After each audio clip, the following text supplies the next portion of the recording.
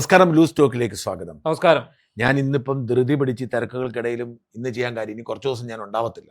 രണ്ടാഴ്ചത്തേക്ക് ഞാൻ ഉണ്ടാവത്തില്ല. അതുകൊണ്ട് നിങ്ങൾ രണ്ടുപേർക്കും സ്വന്തം ഇപ്പൊ ലാസ്റ്റ് ഈ ദിവസങ്ങളിൽ ചെയ്യാന്ന് ഓർത്തിട്ടാണ്. UK പോകുന്നുണ്ട്. ബ്രിട്ടീഷ് മലയാള അവാർഡ് നൈറ്റ് 18-ാം തീയതി നടക്കും. സിനിമാരങ്ങളുണ്ടോ? സിനിമാരങ്ങളൊക്കെ ഉണ്ട്. ഇവിടുന്ന് നമ്മുടെ നന്ദു ഉണ്ട്, പിന്നെ വേറൊരു നടിയും കൂടെ ഉണ്ടാവും. അത് നമ്മളെ മിക്കവാറും സ്വാസികയോ അങ്ങനെ ആയിരിക്കും. പിന്നെ നമ്മുടെ ജയശങ്കറുണ്ട്, ജയശങ്കറുണ്ട്. പ്രൊഫസർ TJ ജോസഫ് ഉണ്ട്. നമ്മള് സിനിമാ നടിമാരിൽ നിന്ന് മാറി സിനിമാരങ്ങളിൽ നിന്ന് മാറി ജയശങ്കറിന് ഭയങ്കര ആരാധകർ. അദ്ദേഹത്തിന്റെ എന്ത് ഒരു പോസ്റ്റ് നമ്മൾ ഇട്ടെന്ന് പറഞ്ഞാലും പിന്നെ ജയശങ്കറിന് ഗുണമെന്ന് വെച്ചാൽ അദ്ദേഹത്തിന് എക്കണോമിക് ക്ലാസ് കൊടുത്താൽ മതി. അദ്ദേഹത്തിന് വീടുകളിൽ താമസിക്കാൻ ഒരുക്കുവാണ്. അങ്ങനെ അദ്ദേഹത്തിന് യാതൊരു ഡിമാൻഡുകളും ഇല്ല. അതുപോലെ എയർലൈനിൽ ഏതാവണം നിർബന്ധമൊന്നുമില്ല. അങ്ങനെ സിനിമാക്കാരാകുമ്പോൾ അവർ പറയും എമിറേറ്റ്സ് മതി, ബിസിനസ് ക്ലാസ് വേണം. ഈ ജോസഫ് സാർ നേരത്തെ ഒന്ന് വന്നിട്ടുള്ളതല്ലേ? ഞങ്ങളുടെ പരിപാടി വന്നിട്ടില്ല. അവിടെ എന്തോ പരിപാടിക്ക് വന്നിട്ട് അദ്ദേഹം അമേരിക്കയിൽ ഇപ്പോൾ ഉണ്ട്. അവിടെ നേരെ അങ്ങോട്ട് വരും. അപ്പൊ നല്ല ഗംഭീരമായിരിക്കുമല്ലോ പരിപാടി. കാരണം എന്താണെന്നറിയോ, ഇത് നമ്മൾ ഈ കൂടുതൽ സിനിമാരങ്ങളെ പ്രോത്സാഹിപ്പിക്കാതെ ഇങ്ങനെയുള്ള ആൾക്കാരെ കൊണ്ടുപോകാം. നമുക്ക് തന്നെ അറിയാം, ഇപ്പം നമ്മുടെ തന്നെ വീഡിയോ ഒക്കെ കണ്ടു കഴിയുമ്പോൾ ആൾക്കാർക്ക് നമ്മളെ ഒന്ന് കാണണമെന്ന് സംസാരിക്കണമെന്ന്. ഇപ്പൊ 18-ാം തീയതിയാണ്. അതുകൊണ്ട് പിന്നെ ഇന്ന് എനിക്കിത് കഴിഞ്ഞ ഉടൻ തന്നെ നമ്മുടെ കിടിലൻ ഫിറോസിന്റെ സനാഥാലയം എന്ന് പറഞ്ഞൊരു ഒരു പരിപാടിയുണ്ട്. ഈ ക്യാൻസർ ബാധിതരായ കുട്ടികളെ അദ്ദേഹം സംരക്ഷിക്കുന്ന ഒരു വല്ലാത്തൊരു ഒരു സനാഥാലയം തന്നെ പേര്. അതെവിടെ? മെഡിക്കൽ കോളേജിന്റെ അടുത്ത്, കുമാരപുരത്ത്. അപ്പൊ ഞാൻ അവിടേക്ക് ഒന്ന് പോകാമെന്ന് പറഞ്ഞു. ഫംഗ്ഷൻ ഉണ്ടോ? അല്ല, അവരുടെ ഞാനിതുവരെ പോയി കണ്ടും കവർ ചെയ്യും. നമ്മൾ അവരെ പ്രൊമോട്ട് ചെയ്തിട്ടുണ്ടെങ്കിൽ ഇതുവരെ കണ്ടിട്ടില്ല. ഒന്ന് കാണണം, പിന്നെ ഒന്ന് ഷൂട്ട് ചെയ്യണം. അതിനുവേണ്ടി അങ്ങനെ തിരക്കിന്റെ ഇടയിൽ ഓടി വന്ന് പെട്ടെന്ന് തീർക്കാൻ വന്നതാണ്. ഇനി ഇന്നത്തെ പ്രധാന വിഷയം എന്റെ ശ്രദ്ധയിൽപ്പെട്ട രണ്ട് കാര്യങ്ങളൊന്നും അമ്മയാണ്. അതിന് മുമ്പ് പ്രധാനപ്പെട്ടത് ആർ ചന്ദ്രശേഖരന്റെ പത്രസമ്മേളനം. അതെന്താണ് പത്രസമ്മേളനത്തിലേക്ക് വരുന്നതിനേക്കാൾ മുമ്പ് അത് ആർ ചന്ദ്രശേഖരന്റെ വിഷയം ആകെപ്പാടെ കുഴഞ്ഞു പറഞ്ഞ് നാശമല്ലോ. അത് നമുക്കറിയാമല്ലോ. തോട്ടണ്ടി ഇറക്കുമതിയിൽ പ്രോസിക്യൂട്ട് ചെയ്യാനുള്ള അനുമതി കൊടുത്തു. അത് AGയുടെ കയ്യിൽ ചെല്ലുമ്പോൾ ഇതിനകത്ത് മുഴുവൻ ഒരു വിഡിത്തം എഴുതി വെച്ചിരിക്കുകയാണ്, കോടതിയെ കുറ്റപ്പെടുത്തിക്കൊണ്ടാണ്. 4 പോയിന്റ് പ്രധാനമായിട്ട് ഹൈക്കോടതി വിചാരണ കോടതിയെ പോലെ പ്രവർത്തിക്കുന്നു. അത് മാത്രമല്ല, ഏറ്റവും വിചിത്രമായ കാര്യം അതിനകത്ത് കണ്ടില്ലേ, അപ്പീൽ അവകാശത്തോടു കൂടി ഞങ്ങൾ ഇതിന് അനുമതി കൊടുത്തിരിക്കുന്നു എന്ന് പറഞ്ഞാൽ ഇത് ആരാണ് എഴുതിയെന്നറിയില്ല. ഇപ്പൊ ഇതിനകത്തൊരു പ്രശ്നം വന്നിരിക്കുന്നത്, ഈ ഹർജിക്കാരൻ കടകംപള്ളി മനോജ് ഇതിനെതിരെ കോടതിയെ ലക്ഷ്യത്തിന് കേസ് ഇന്ന് കൊടുത്തിട്ടുണ്ട്, ഇന്ന് ഫയൽ ചെയ്തിട്ടുണ്ട്. അപ്പോൾ അതിനെതിരെയാണ് ഇന്ന് ഉച്ചയ്ക്ക് ചന്ദ്രശേഖരൻ ഒരു പത്രസമ്മേളനം വെച്ചു. പത്രസമ്മേളനത്തിൽ അദ്ദേഹം ന്യായം ചോദിക്കുന്നത് പരാതിക്കാരന്റെ സാമ്പത്തിക സ്രോതസ് അന്വേഷിക്കണം. വളരെ വിചിത്രമാണ്. പരാതിക്കാരന്റെ പിന്നിൽ ആരോ ഉണ്ട്, പരാതിക്കാരൻ ആരാണ് ഈ പണം കൊടുക്കുന്നത്, പരാതിക്കാരന്റെ വരുമാനം എന്താണ് എന്ന്. ഈ പരാതിക്കാരനെ എനിക്ക് വ്യക്തിപരമായി അറിയാം, വളരെ വ്യക്തിപരം. എന്ന് വെച്ചാൽ ഈ കേസുമായി ബന്ധപ്പെട്ട പരിചയമാണ്. അയാൾ ഇപ്പോഴും ഒരു കശുവണ്ടി തൊഴിലാളിയുടെ മകനെ പോലെ ലളിത ജീവിതം നയിക്കുന്നത്. അയാൾക്ക് അങ്ങനെ പ്രത്യേകിച്ച് വരുമാനമൊന്നുമില്ല. പക്ഷെ അയാൾ ഈ ഫൈറ്റിന് ഇറങ്ങിക്കഴിഞ്ഞപ്പോൾ ഞാനത് ചോദിച്ച ചോദ്യമാണ്, നിങ്ങൾക്ക് എങ്ങനെയാണ് സുപ്രീം കോടതി ഒരു കേസ് നടത്താൻ പറ്റുന്നത്? അപ്പൊ അദ്ദേഹം പറഞ്ഞതെന്ന് വെച്ചാൽ 2 കാര്യങ്ങൾ എന്നോട് പറഞ്ഞത്. ഒന്ന്, ഈ SNDP സംരക്ഷണ സമിതി, അത് അദ്ദേഹം എന്നോട് പറഞ്ഞിട്ടുണ്ട്, അഡ്വക്കേറ്റ് ചന്ദ്രസേനൻ. SNDP സംരക്ഷണ സമിതിക്ക് ഇദ്ദേഹം ഈ പറയുന്ന മനോജ് കടകംപള്ളി ജീവിതം മുഴുവൻ ഇതിനോട് മാറ്റി വെച്ചിരിക്കും. കഴിഞ്ഞ കുറെ കാലം 2005 മുതൽ ഇതിന് പറയാ 20 കൊല്ലമായിട്ട്. അപ്പം ഈ മനോജ് കടകംപള്ളിക്ക് ഈ ഡോക്യുമെന്റ് ശേഖരിക്കാനും അവ ഒരുമിക്കാനും അതിന്റെ സംവിധാനങ്ങളെല്ലാം വർക്കുണ്ടല്ലോ, ഈ ക്ലർക്കൽ വർക്കിൽ എടുക്കാനാണ്. അപ്പൊ ഈ SNDP സംരക്ഷണ സമിതിയിൽ വക്കീൽമാരടക്കമുള്ളവരുടെ ഈ ഡാറ്റ ശേഖരിക്കുന്നതും അവരെ കളക്ട് ചെയ്യുന്നതും അവരെ സംരക്ഷിക്കുന്നതും സഹായിക്കുന്നതും ഇയാളാണ്. അപ്പൊ അതുകൊണ്ട് അവരുടെ ലീഗൽ ടീം ഇയാളുടെ കേസ് കൈകാര്യം ചെയ്തു കൊടുക്കും. ഇയാളുടെ കേസ് കൈകാര്യം, ഇതൊരു ധാരണയാണ്. ഇയാൾക്ക് ചെലവില്ല. അപ്പൊ അവര് ഇയാളെ സഹായിക്കും, ലീഗൽ ടീമിന്റെ ഇയാൾ അവരെ സഹായിക്കും ഡാറ്റ ശേഖരണത്തിനും. അത് വലിയ ഏറ്റവും പ്രധാനം ഒരു കേസിന്റെ നടത്തിപ്പിലെ വിജയം എവിടെയാണെന്നറിയോ? വക്കീല് അവസാന നിമിഷം കോടതി വരത്തുള്ളൂ. ഈ വക്കീലിനെ നമ്മള് കൃത്യമായി ബ്രീഫ് ചെയ്യണം. ഈ ബ്രീഫ് ചെയ്യുമ്പോൾ വക്കീലിനെ ഓരോ ഭാഗം പറയുമ്പോൾ അതിന് ഡോക്യുമെന്റ് കൊടുക്കണം, എക്സിബിറ്റ് അപ്പൊ കൊടുക്കണം. ഈ പണി എന്ന് പറയുന്നത് അറിയാത്തത് കൊണ്ടാണ് പലപ്പോഴും കേസ് തോറ്റുപോകുന്നത്. ഇത് കുഴപ്പം പിടിച്ചോ? ഇത് നന്നായിട്ട് ചെയ്യുന്ന ഒരു സുഹൃത്ത് എനിക്കുണ്ട്. അദ്ദേഹം ഇതുപോലെ കൃത്യമായിട്ടാണ് എല്ലാ കാര്യങ്ങളും കൃത്യമായിട്ട് എടുത്തു വെച്ച്. അല്ല, നമ്മുടെ മഞ്ജു ഇത് നന്നായി ചെയ്യും, അതുകൊണ്ടുള്ള നമ്മൾ പിടിച്ചു നിൽക്കുന്നത്. ഒരു വക്കീൽ, ഇപ്പൊ ഞാനിപ്പോ എന്റെ വക്കീലിനെ വിളിച്ചാല് ഞാൻ മഞ്ജുവിനോട് പറഞ്ഞോളാം എന്ന് പറയും. കാരണം എന്താ വെച്ചാൽ എന്നേക്കാൾ കാര്യങ്ങൾ പിടികിട്ടുന്നത് മഞ്ജുവിനാണ്. അപ്പൊ അതും കൊടുത്തരൂ ഇതും കൊടുത്തരൂ ഞാൻ മഞ്ജു കൊടുക്കില്ല. അപ്പൊ അങ്ങനെ അത്തരത്തിൽ ഈ കേസ് കൈകാര്യം ചെയ്യാൻ മിടുക്കനാണ് മനോജ്. ഇനി ചോദ്യം ഇതാണ്, മനോജ് കടകംപള്ളിയുടെ വരുമാന സ്രോതസ്സും ഇയാളുടെ അഴിമതി തമ്മിൽ എന്താ? അവിടെയാണ്. അത് ഈ പത്രസമ്മേളനം കണ്ടോണ്ടിരുന്നപ്പോൾ ഞാൻ ഡെസ്കിൽ ഇരുന്ന് നമ്മുടെ രജീഷിനോട് രാജ്മോഹൻ ചേട്ടനോടൊക്കെ ഞാൻ ചോദിച്ചു, എടാ ഇത് എന്തിനാ ഇയാൾ ചോദിക്കുന്നത്? എന്തൊരു വൃത്തികെട്ട ചോദ്യമാണ് സത്യം പറഞ്ഞത്, അല്ലെ? ഇതാണ് ജോമോഹൻ പുത്തമ്പരക്കലിനെതിരെ ആ കാലത്ത് ആളുകൾ പറഞ്ഞു. അതായത് തന്റെ അഴിമതി, അത് അപ്പോഴാണ് പറയുന്നത് ഈ ചന്ദ്രശേഖരന്റെ വീട്ടിൽ ആഡംബര കല്യാണം നടന്നു, ഇതിന് വരുമാനം എവിടുന്നാന്ന് നാട്ടുകാരായാലും ചോദിച്ചു. ഇയാൾ കുറ്റക്കാരനാണെന്ന് 3 കോടതികളാണ് പറഞ്ഞത്. സുപ്രീം കോടതി വരെ പറഞ്ഞു ഇതിനകത്ത് കഴമ്പുണ്ട്, ഈ അന്വേഷണ റിപ്പോർട്ടിൽ കഴമ്പുണ്ട്, അതുകൊണ്ട് ഉറപ്പായിട്ടും ഇവർ പ്രോസിക്യൂഷൻ വിചാരണ നേരിടണം ഈ ചന്ദ്രശേഖരനും കൂട്ടരും എന്നാണ് പറഞ്ഞത്. അപ്പോൾ അയാൾ ഇത് പറഞ്ഞുകൊണ്ട് വെക്കുന്നത് എനിക്കെതിരെ ഗൂഢാലോചനയാണ്, ഇത് അവന്റെ പിന്നെ സാമ്പത്തിക സ്രോതസ് അന്വേഷിക്കണം. അല്ല, അവൻ ഒരു പൈസ ഇല്ല. അവന് എനിക്ക് ഭംഗിയായിട്ട് അറിയാവുന്നതുകൊണ്ട് പറയാം, അവന് ഒരു സാമ്പത്തിക സ്രോതസ്സും ഇല്ല. പക്ഷെ അവൻ ഒരു ഡെഡിക്കേറ്റ് ചെയ്ത് വെച്ചിരിക്കുന്ന ഇതിനകത്ത് വേറൊരു കാര്യം കൂടി വന്നു. ഈ ഏറ്റവും ഗുരുതരമായ ഇഷ്യൂ എന്താണ്? ഈ കോടതിയിൽ ഈ വിചാരണ അനുമതി നൽകിക്കൊണ്ടുള്ള ഉത്തരവ് സബ്മിറ്റ് ചെയ്തിട്ടില്ല. ആ സബ്മിറ്റ് ചെയ്തു എന്നുള്ള ഒരു അറിവിന്റെ പുറത്താണ് ഇദ്ദേഹം ആ രേഖ എടുത്ത് പുറത്തു വിട്ടു. ഈ ചന്ദ്രശേഖരന്റെ ഈ രേഖ വന്നു. എങ്ങനെ കിട്ടി? അദ്ദേഹം പറഞ്ഞിരിക്കുന്നു എനിക്ക് അവിടുന്ന് വക്കീല് തന്ന. എങ്ങനെ? കോടതിയിൽ സബ്മിറ്റ് ചെയ്യുന്നതിന് മുമ്പ് രേഖയല്ലല്ലോ. അതെ, കോടതി എങ്ങനെയാണ് വക്കീൽ ഇയാൾ കൊടുക്കുന്നത്? അത് മാത്രമല്ല, ഇതിനകത്ത് പ്രതികൾക്ക് ഇത് കൊടുക്കാം, അതിനൊപ്പം തന്നെ പരാതിക്കാരന് കൊടുക്കണം. പരാതിക്കാരന് കൊടുക്കാത്ത ഈ രേഖ പ്രതികൾക്കും കൊടുക്കേണ്ടത് എപ്പോഴാണെന്നറിയോ? കോടതിയിൽ സബ്മിറ്റ് ചെയ്തതിന് ശേഷം. അപ്പോഴിത് രേഖയാവും. സബ്മിറ്റ് ചെയ്തിട്ട് അവർ അപ്ലോഡ് ചെയ്യും. ഇത് കോടതി സബ്മിറ്റ് ചെയ്ത് കഴിഞ്ഞാൽ അതിന് ശേഷം അതിന്റെ കോപ്പി കൊടുക്കാം. അങ്ങനെയാണ്. ഇത് കോടതിയിൽ എത്തുന്നതിന് മുൻപ് എങ്ങനെ ചന്ദ്രശേഖരനെ കിട്ടി? അതായത് ഇതുപോലൊരു വിഷയം ഉണ്ടായിട്ട് തിരുവല്ലയിൽ ഒരു SIക്ക് പണി കിട്ടിയതാ. അതായത് പിന്നെ റിമാൻഡ് റിപ്പോർട്ട് കോടതി കൊടുക്കുന്നതിന് മുമ്പ് പ്രതിയുടെ വക്കീലിന് കൊടുത്തു. അടിപൊളി. പ്രതിയുടെ വക്കീലിന് കൊടുത്തു കഴിഞ്ഞ് അദ്ദേഹം വിളിച്ചത് നമ്മളെ ഓർക്കത്തോട്ട്. ഞാൻ അവസാനം തപ്പി നോക്കിയപ്പോൾ ഇയാളാണ് കുഴപ്പക്കാരൻ, ഇയാൾ നല്ലവനാണെന്ന് പറഞ്ഞ് നമ്മളെ വിളിച്ചു. ഞാനിത് അന്വേഷിച്ച് ചെന്നപ്പോൾ എന്താ വിഷയം? ഇയാൾ എന്ത് ചെയ്തു? ഇയാൾ റിമാൻഡ് റിപ്പോർട്ട് ആദ്യം പ്രതിയുടെ വക്കീൽ എന്ന് പറഞ്ഞ പോലെയാണ് ഈ പറഞ്ഞ ഉത്തരവ് ഇതുവരെ എത്തിയിട്ടില്ല. ഇതുവരെ കോടതിയിൽ എത്തിയിട്ടില്ല. അത് എത്താതിരിക്കാൻ കാരണം എന്താണ്? ഈ സാധനം കോടതി കൊടുക്കാൻ വേണ്ടി ഈ ചന്ദ്രശേഖർ തന്നെ ആയിരിക്കും തയ്യാറാക്കി കൊടുത്തിരിക്കുന്നത്. അതായിരിക്കും ചന്ദ്രശേഖരന്റെ ടീമോട് തയ്യാറാക്കി കൊടുത്തു. ഈ ജയ്ജു എന്ന് പറയുന്ന AGയുടെ കിട്ടുന്നത് അന്ന് രാവിലെ ആയിരിക്കും. അദ്ദേഹം പണി കിട്ടി, പണി കിട്ടും, ചീത്ത കേൾക്കേണ്ടി വരും എന്ന് ഓർത്തോണ്ട് അദ്ദേഹം മാറ്റാതിരിക്കും. അങ്ങനെയാണ് കോടതി ലക്ഷ്യമല്ലേ ഈ പ്രിൻസിപ്പൽ സെക്രട്ടറി ഒക്കെ വീണ്ടും പോയി നിൽക്കേണ്ടി വരും. അതുകൊണ്ട് അദ്ദേഹം ഇത് 2 ദിവസത്തേക്കൊണ്ട് അനുവാദിച്ചു. അത് ആ പണി അറിയാവുന്ന AG അന്ന് എന്തായാലും തെളിഞ്ഞു. അത് ആ 3-4 പോയിന്റ് മാറ്റി കഴിയുമ്പോൾ ഓക്കെ. പക്ഷേ ഇപ്പൊ എന്തോ പറ്റി? ഇത് പബ്ലിക് രേഖയായി കഴിഞ്ഞു.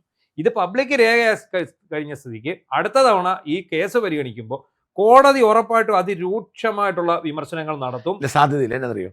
കോടതിയിൽ സമർപ്പിക്കാൻ പോകുന്ന റിപ്പോർട്ട് ഇതില്ലെങ്കിൽ പത്രവാർത്ത കോടതിയെ ബാധിക്കത്തില്ല. എങ്കിലും ഒരു വാക്കാലെങ്കിലും പരാമർശിക്കും ഇങ്ങനൊരു സംഭവം. അല്ല, ഇദ്ദേഹം ഇപ്പൊ പുറത്തു വന്ന് കൊണ്ട് കൊടുക്കുമല്ലോ, ഇദ്ദേഹം കോടതി ജാസ്യം ഫയൽ ചെയ്യുന്നുണ്ട്. പക്ഷെ ഇതിന്റെ ഒറിജിനൽ രേഖ കിട്ടുമോന്ന് അറിയണം. മനോജ്, ഈ സോഷ്യൽ മീഡിയ വന്നത് മാത്രം കാര്യമില്ല. അയാൾ പറഞ്ഞത് ഒരു കാര്യം ഞാൻ പറഞ്ഞിട്ട് നിയമപരമായി നോക്കുമ്പോൾ അയാൾ നമ്മുടെ രാജ്യത്ത് നുണ പറയരുത് നിയമമില്ല. R ചന്ദ്രശേഖരൻ ചുമ്മാ ഒരു രസം പറഞ്ഞാൽ തീർന്നില്ല. അപ്പൊ ഇത് ഇയാൾ ഒഫീഷ്യലി കൊടുത്തു പത്രസമ്മേളനം നടത്തി സ്ഥിരീകരിച്ച അയാള് എനിക്ക് അവിടുത്തെ വക്കീലായി കിട്ടുന്നത്.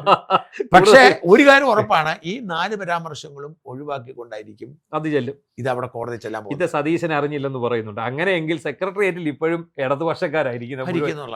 അങ്ങനെ ഈ ഇദ്ദേഹത്തിന്റെ ഓഫീസിൽ പോലും ആരെങ്കിലും ഒക്കെ കാണുമല്ലോ. അപ്പൊ ഈ വ്യവസായ വകുപ്പ് എന്ന് പറഞ്ഞ കുഞ്ഞാലിക്കുട്ടിയുടെ വകുപ്പല്ലേ എന്തായാലും ഈ R ചന്ദ്രശേഖരൻ എനിക്ക് ചന്ദ്രശേഖരനിലെ വെറുപ്പ് എന്താണെന്ന് വെച്ചാൽ 2-3 കാരണങ്ങൾ. ഒന്ന്, 10 വർഷം LDF ഭരിച്ചപ്പോൾ ഏറ്റവും അധികം സമരങ്ങൾ നടത്തേണ്ടതും ഏറ്റവും അധികം പ്രതികരിക്കേണ്ടതുമായ ANTC ആയിരുന്നു. അവരനങ്ങിയില്ല. കാരണം എന്താ വെച്ചാൽ അയാൾ പിണറായി വിജയൻ ഇദ്ദേഹത്തിന് തലയെടുത്ത് കക്ഷത്തി വെച്ചു. ഇയാള് കേന്ദ്ര സർക്കാരിനെതിരെ സമരത്തിന് ഇറങ്ങുമായിരുന്നു. അതെ, ഇത് ഇവിടുത്തെ ഒരു സമരത്തിനും ഇയാൾ ഇറങ്ങിയിട്ടില്ല. അത് മാത്രമല്ല, ഈ ആശാ വർക്കർമാരുടെ സമരം അടക്കം സർക്കാരിനെ സംരക്ഷിക്കാൻ വേണ്ടി അവർക്കെതിരെ നിലപാടെടുത്തു. ഉണ്ട്. അത് ഇയാളെന്ന് പറഞ്ഞാൽ പിണറായി വിജയന്റെ വാത്സല്യ പുത്രനായിരുന്നല്ലോ ഇദ്ദേഹവും. എനിക്ക് തോന്നുന്നു ഈ രതീഷിന്റെ കാര്യം ഒന്ന് ആലോചിച്ചു. ഇന്നലെ എന്നോട് രാജ്മോഹൻ 67 വയസ്സുണ്ട്. 67 വയസ്സുണ്ട് രതീഷിന്. ഈ 67 വയസ്സുണ്ട്. ഇപ്പോഴും പുള്ളി 2 പുറത്താക്കി. പുറത്താക്കി. ഉത്തരവിന്റെ അടിയിലുണ്ട്. അതായത് ഈ ഉത്തരവ് വന്നില്ലല്ലോ, ആ ഉത്തരവിന്റെ അടിയിൽ ഇയാളെ ഞങ്ങൾ ടെർമിനേറ്റ് ചെയ്തിരിക്കുന്നു എഴുതിയിട്ടുണ്ട്. അതിന് ഇപ്പൊ പുതിയ ഉത്തരവ് അതിന്റെ ഭാഗമാണ്. പക്ഷേ ഞാൻ ഉത്തരവ് കണ്ടു. ചന്ദ്രശേഖരൻ കാണിച്ച ആ ഉത്തരവ് ഞാൻ കണ്ടു. ആ ഉത്തരവിന്റെ അടിയിൽ അവസാനം പറഞ്ഞ് ഞങ്ങൾ ടെർമിനേറ്റ്. പക്ഷെ എപ്പോ 60 എന്തിന് ഇത്രയും കാലം വയ്യേ? അതെ, ഈ 10 വർഷം. അപ്പം 57 വയസ്സ് 58 വയസ്സാണ് സാധാരണ കേന്ദ്ര സർക്കാർ ഉദ്യോഗസ്ഥരുടെ. ഇത് കേന്ദ്രമല്ലല്ലോ. ഇത് അതുള്ള ഇയാളുടെ വിദ്യാഭ്യാസ യോഗ്യത എന്താ? അതും ആർക്കറിയാം? ഒന്നും അറിയില്ല. ഇയാൾക്ക് വിദ്യാഭ്യാസം ഇല്ലെന്നാണ് പറയുന്നത്. അയാളെ MD ആക്കിയും ഒരു റൂട്രോണിക്സിന്റെ MDയുമാണ്, മറ്റേ ഖാദി ബോർഡിന്റെ സെക്രട്ടറിയുമാണ്, മെമ്പർ സെക്രട്ടറിയാണ്. അങ്ങനെ ആ പദവിയിൽ ഇരുത്തി അയാൾ ഇപ്പോഴും കൊടുത്തു. ശരിക്കും പറഞ്ഞാൽ ഇയാളുടെ മേൽ ഈ CBI കേസ് വന്ന അപ്പോഴേ പിരിച്ചുവിടേണ്ടതാണ്. അന്ന് മുതൽ ശമ്പളം തിരിച്ചു പിടിക്കണം. അത് വേണം.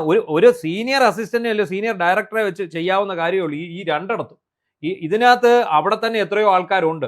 ഇങ്ങനെയാണ് ഈ ധൂർത്തടി ഉണ്ടാക്കി. ഇപ്പൊ കിഫ്ബി ആണെങ്കിലും ഖാദി ബോർഡ് ആണെങ്കിലും ഇപ്പൊ കണ്ണൂർ വിമാനത്ത് കിയാൽ എല്ലായിടത്തും നമ്മളിപ്പോ പരിശോധിച്ച് വരുമ്പോ ഇപ്പം പിണറായി വിജയൻ ഇറങ്ങിയതിന് പിന്നാലെ ഒരുപാട് വിശാഖൻ PSC പരീക്ഷ തട്ടിപ്പാണ് നടക്കുന്നത്. അത് എത്രയോ വർഷമായിട്ട് തട്ടിപ്പാണ്. കഴിഞ്ഞ 25 കൊല്ലമായിട്ട് ഇത് തട്ടിപ്പാണ്. ഞാൻ PSC പരീക്ഷ എഴുതുന്ന കാലം തൊട്ട് എനിക്കറിയാം ഇത് തട്ടിപ്പാണ്. ഈ സംഭവം 10 കൊല്ലം ഫുൾ തട്ടിപ്പായിരുന്നു. ഫുള്ളെന്ന് പറഞ്ഞാൽ കണ്ടില്ല. അത് ഈ CPM നേതാക്കൾക്ക് SFIക്കാർക്കും ജോലി കൊടുക്കാൻ വേണ്ടി പ്ലാനിംഗ് കമ്മീഷനിൽ ചീഫ് എന്ന 1.25 ലക്ഷം രൂപ ബേസിക് സാലറി 3 പോസ്റ്റിലേക്ക് 100 മാർക്കിൽ 58 മാർക്കും നോക്കിയേയില്ല, വാല്യൂ ചെയ്തില്ല. അത് ചെയ്തില്ല. വേറെ ഉണ്ട്, പിന്നെ എക്കണോമിക്സ് ആൻഡ് സ്റ്റാറ്റിസ്റ്റിക്സിൽ റിസർച്ച് ഓഫീസർ. അതിൽ ഒരു പരീക്ഷ, ആ പരീക്ഷയുടെ 58 ചോദ്യങ്ങൾക്ക് ഉത്തരം ശരി ഉത്തരം B. ഇവരോട് പറഞ്ഞിട്ടുണ്ട് നിങ്ങൾ B മാത്രം കറപ്പിച്ചോളാൻ പറഞ്ഞു. ഇത് B, അതിപ്പോൾ ഏത് കാറ്റഗറിയിലാണോ അങ്ങനെ കറക്റ്റ് ക്രമമായിട്ട് കൊടുത്തിരിക്കുക, നിങ്ങൾ പോയി കറപ്പിച്ചോളാൻ മതി. കറപ്പിക്കുന്നു. ഇതിനകത്ത് വേറെ വലിയ തമാശയുണ്ട്. എഴുത്ത് പരീക്ഷയ്ക്ക് ഒരാൾക്ക് 90 മാർക്ക് കിട്ടിയതായിരിക്കും. ഇന്റർവ്യൂവിന് അയാൾക്ക് 6 മാർക്ക്, 40-ൽ 6 കൊടുക്കും. അതേസമയം എഴുത്ത് പരീക്ഷയ്ക്ക് 70 കിട്ടിയ ഇവരുടെ അന്തംഗമികളുണ്ട്, അവർക്ക് ഇന്റർവ്യൂ 40-36 കൊടുക്കും. അപ്പൊ ആര് 1-ാം സ്ഥാനത്ത് വരും? ഈ ഏറ്റവും കുറച്ചതായിരുന്നു ഈ ഇന്റർവ്യൂവിന് മാർക്ക് കുറച്ച്. പക്ഷേ വേറെ ഏറ്റവും വലിയ കുഫോസ് എന്ന് പറയുന്ന യൂണിവേഴ്സിറ്റി, ഈ കുഫോസ് യൂണിവേഴ്സിറ്റി എന്ന് കേട്ടൊരു വാർത്ത എന്ന് പറയുന്നത്, അവിടെ ഒരു പോസ്റ്റ്, ഒരു മറൈൻ അസിസ്റ്റന്റ് പോസ്റ്റ്, ആ പോസ്റ്റിലേക്ക് അവിടെ അല്ല, കുഫോസ് യൂണിവേഴ്സിറ്റിയിലല്ല, ഈ മറൈൻ അസിസ്റ്റന്റ് പറഞ്ഞൊരു പോസ്റ്റ്, ആ പോസ്റ്റിലേക്ക് 42 തസ്തികയായിരുന്നു. 38 പേരെയും കുഫോസിൽ നിന്നുള്ള എടുത്തിരിക്കുന്നത്. മറ്റേ PSC പരീക്ഷ നടത്തിയതും അവരെ കുഫോസുകാരാണ്, അവിടെ മറ്റേ ഇന്റർവ്യൂ നടത്തിയതും കുഫോസുകാരാണ്. ഈ എടുത്തിരിക്കുന്ന 38 പേരിൽ ഭൂരിപക്ഷം പേരും എല്ലാവരും തന്നെ ഇടത് യൂണിയൻകാരും ഇടത് ആൾക്കാരും. എല്ലാ അർത്ഥത്തിലും തട്ടിപ്പാണ്. ഈ PSC-യുടെ മറ്റേ ഇലക്ട്രോണിക് ആയിട്ടുള്ള ഡിജിറ്റൽ ആയിട്ടുള്ള കംപ്ലൈന്റ് ബോക്സ് ഇവർ ക്ലോസ് ചെയ്യും. എന്നിട്ട് അപ്പൊ എന്ത് ചെയ്യുന്നു, നേരത്തെ ഇത് ക്ലോസ് ചെയ്യാതെ ഇതിനകത്തൂടെ മറുപടിയും കമ്മ്യൂണിക്കേഷൻ നടന്നുകൊണ്ട് അത് വെച്ച് വിവരാവകാശം വെച്ച് ഇവർ ഇതിന്റെ മറുപടി എടുത്തു. ഇവർ കൊടുത്ത പരാതിയുടെ ഇത് അറിയാൻ വേണ്ടി ഇതിനകത്തൂടെ അവർ ഡിജിറ്റലായിട്ട് ഇതെടുത്ത് വിവരാവകാശം മേടിച്ച് ഇത് വെച്ച് പുറത്തു വിട്ടു. അപ്പോൾ ഇത് ക്ലോസ് ചെയ്തിട്ട് ഉദ്യോഗാർത്ഥികളത്തെ ഇവിടെ പരാതിയുമായിട്ട് ഡയറക്റ്റ് വരാൻ തുടങ്ങി. PSC-യിൽ അവിടെ ഒരു വലിയ പെട്ടി എടുത്ത് അതിനകത്ത് ഇട്ടോളാം. അതിനകത്ത് ഇട്ടേക്കോ, അവിടെ കിടപ്പുണ്ട്, അവിടെ കിടന്നോട്ടെ, ഒരു കുഴപ്പമില്ല. ഏതാണെങ്കിലും CPM-ന്റെ ഒരു വലിയ തട്ടിപ്പ് കേന്ദ്രമായി PSC. ഭരണഘടന ഒന്നും ചെയ്യാൻ പറ്റത്തില്ല, സർക്കാർ രാഷ്ട്രപതി വിചാരിക്കണം ഈ അംഗങ്ങളെയൊക്കെ മാറ്റം. അവിടെയാണ് പ്രശ്നം. അത് ഇതാണ് നമ്മുടെ നാട്ടിൽ 10 വർഷം കൊണ്ട് പിണറായി ഭരണം ഉണ്ടാക്കിയെടുത്തിരിക്കുന്ന ഭീകരമായ അവസ്ഥ. ഒരു വല്ലാത്ത അവസ്ഥ തന്നെയാണ് ഇത്. എന്നിട്ട് പിണറായി വിജയന്റെ തള്ളാണ് സഹിക്കാൻ വയ്യ. ഇപ്പൊ ഇന്ന് അങ്ങേര് പത്രസമ്മേളനം നടത്തി അദാനിക്കെതിരെ, ഇങ്ങേർക്ക് സതീശന് അദാനിയുമായിട്ട് രഹസ്യബന്ധമുണ്ട്, അങ്ങനെ ഉണ്ട് ഇങ്ങനെ ഉണ്ടെന്ന് പറഞ്ഞ് വീണ്ടും പത്രസമ്മേളനം നടത്തി തള്ളിക്കൊണ്ടിരിക്കുകയാണ്. സതീശനെ ഇപ്പം 2 സൈഡിൽ നിന്നാണ് ആക്രമണം. ഈ അദാനി എയർപോർട്ട്, തിരുവനന്തപുരത്ത് അദാനി എയർപോർട്ട്, അന്ന് സ്വപ്ന സുരേഷ് വ്യക്തമായി പറഞ്ഞു, അദാനി എയർപോർട്ട് സംസ്ഥാന സർക്കാർ ബിഡ് ചെയ്യുന്നു. എന്നിട്ട് ഈ സംസ്ഥാന സർക്കാരിന്റെ ബിഡും മറ്റു ബിഡും അദാനിക്ക് ചോർത്തി കൊടുത്തിട്ട് അദാനി അതിനേക്കാൾ അല്പം കൂട്ടി വെക്കുന്നു. അദാനിക്കുള്ള സാധനം ചെയ്തു കൊടുത്തും ഈ സംസ്ഥാന സർക്കാർ സാധനം ചെയ്തു കൊടുത്ത ഒരേ ഏജൻസി. സ്വപ്ന പറഞ്ഞിരുന്നു. എന്നിട്ട് നേരത്തെ പറഞ്ഞിരുന്നത് ശിവശങ്കർ പറഞ്ഞു അത് അദാനിക്കുള്ളതാണ്, ഇതൊക്കെ നാട്ടുകാരെ നടന്ന കണ്ണൂരിൽ ഇത് തന്നെയാണ്. അവിടെ ഈ ഔട്ട്സോഴ്സ് ചെയ്തിരിക്കുന്ന മുഴുവൻ ഇങ്ങനെയാണ്. അതായത് ഇവർ കൊടുക്കേണ്ട ഒരു ഏജൻസിയും ഒരു ഡമ്മി ഏജൻസിയെ മാത്രം കൊണ്ട് ടെൻഡർ ക്ഷണിപ്പിക്കും. എന്നിട്ട് ഈ ഡമ്മി ഏജൻസി പിന്മാറും, ഇവർ കൊടുക്കേണ്ട ഏജൻസിക്ക് കൊടുക്കും. അപ്പൊ എന്താ പൈസയും കൂട്ടി കൊടുക്കും. എന്തായാലും ഇത്തരത്തിലാണ് നടക്കുന്നത്. നമ്മുടെ പ്രധാനപ്പെട്ട വിഷയം അമ്മയാണ്. അമ്മയിൽ ഇന്നലെയും ഇന്നുമായി ഞെട്ടിക്കുന്ന പല സംഭവങ്ങളുണ്ടായി. അതിൽ ഏറ്റവും ഞെട്ടിക്കുന്നത് അമ്മയുടെ അഡ്ഹോക് കമ്മിറ്റി കോടതി, ഞെട്ടിക്കുന്നല്ല, അഡ്ഹോക് കമ്മിറ്റി കോടതി പിരിച്ചുവിട്ടില്ല, സ്റ്റേ ചെയ്തു താൽക്കാലികമായിട്ട്. അതായത് അഡ്ഹോക് കമ്മിറ്റി ചുമതല ഏൽക്കേണ്ട ശ്വേതാ മേനോന് തുടരാം എന്ന് പറഞ്ഞു. അതിൻ്റെ ഇടയ്ക്ക് ഞാൻ ഈ ശ്വേതാ മേനോനെ സംരക്ഷിച്ചുകൊണ്ട് വീഡിയോ ചെയ്തല്ലോ, അതിനിടെ കമ്പനി ഇങ്ങനെ ഓടിച്ചു നോക്കുന്നു. ഒരു കമന്റ്, ശ്വേതാ മേനോനും ഷാജൻ സ്കറിയയും കഴിഞ്ഞ 5 കൊല്ലമായി നിരന്തരമായി സംഭാഷണത്തിലുണ്ടായിരുന്നു. ഈ സംഭാഷണം ശ്വേതാ മേനോൻ പുറത്തു കൊടുത്ത് പേടിച്ചിട്ടാണ് ഷാജൻ സ്കറിയ പിഷാരയുടെ സംഭാഷണം പുറത്തു വന്നുകൊണ്ടാണ്. അതുകൊണ്ടായിരിക്കും ആലോചിച്ച് നോക്കി ഒരു കമന്റാ. അപ്പം യഥാർത്ഥത്തിൽ ഞാൻ ഈ അമ്മയുടെ ഇതിലേക്ക് നോക്കുമ്പോൾ എനിക്ക് വലിയ ബഹുമാനം ശ്വേതാ മേനോനോട് തോന്നുന്നു. നിങ്ങളുടെ അഭിപ്രായം വ്യത്യാസമാണെന്ന് എനിക്കറിയാം. എനിക്ക് ശ്വേതാമേനോൻ പുറത്തുവിട്ട ശരിയല്ല എന്നുള്ള ഒറ്റ ചോദ്യം മാത്രമേ ഉള്ളൂ. പക്ഷെ അവിടെയും ഈ പുറത്തുവിട്ട സംഭാഷണം പിഷാരടി രഹസ്യമൊന്നും പറഞ്ഞിട്ടില്ല. പിഷാരടിയുടെ അന്തസ്സിനെ ബാധിക്കുന്നതും അല്ല. പക്ഷെ പിഷാരടി സംസാരിച്ച് പുറത്തു വിട്ടത് എന്തിനെന്നുള്ള ചോദ്യമുണ്ട്. അല്ല, ഈ സംഭാഷണത്തിൽ മൂന്നാമതൊരാളുണ്ടെന്നാ മാലാപാർവതി പറയുന്നത്. 3 പേര് കൂടിയുള്ള ഒരു എന്താ പറയുന്നത്, ഇങ്ങനെ ഫോൺ ഷെയർ ചെയ്ത് സംസാരിക്കും. ആളുടെ ശബ്ദം കേൾക്കുന്നില്ലല്ലോ. ഇല്ല, കോൺഫറൻസ് കോളിലിട്ടുള്ള സംസാരമാണെന്നുള്ള രീതിയിലാണ് മാലാപാർവതി. ചിലപ്പോൾ ആയിരുന്നിരിക്കും. അപ്പൊ അവരായിരിക്കും ചിലപ്പോൾ പുറത്തു വിട്ടത്, പറയാൻ പറ്റത്തില്ല. എന്തായാലും പിഷാരടി പുറത്തു വിടത്തില്ല. അപ്പൊ അങ്ങനെ മൂന്നാമത്തെ ആളായിരിക്കും പുറത്തു വിട്ടത്. എന്തായാലും ആ പുറത്തു വിട്ടത് അധാർമികമാണ്. അതിന്റെ ആവശ്യമില്ല. അത് ഇവരാണെങ്കിൽ, ആരെ, ശ്വേതയാണെങ്കിൽ ധാർമ്മികമാണ്. പക്ഷേ അവരെ വളഞ്ഞിട്ട് ആക്രമിക്കുകയും അവർ ഇപ്പൊ ഇന്ന് കണ്ടു. എനിക്ക് മാലാപാർവതിയുടെ കൺവേർഷൻ എനിക്ക് മനസ്സിലാവാത്തത്. എനിക്ക് മാലാപാർവതിയോട് ഒരു ബഹുമാനമുണ്ട്. അവരൊരു ഫെമിനിസ്റ്റ് ആണ്, ഒരു പുരോഗമന ചിന്താധികാരിയാണ്. അവര് ഈ സിനിമയിലെ റോളുകൾക്ക് വേണ്ടി വിട്ടുവീഴ്ച ഒരാളല്ല. നല്ല വിദ്യാഭ്യാസ പശ്ചാത്തലമുള്ള, നല്ല കുടുംബ പശ്ചാത്തലവും നല്ല വിദ്യാഭ്യാസ പശ്ചാത്തലവും ഒക്കെ ഉള്ള ആളാണ് അവർ.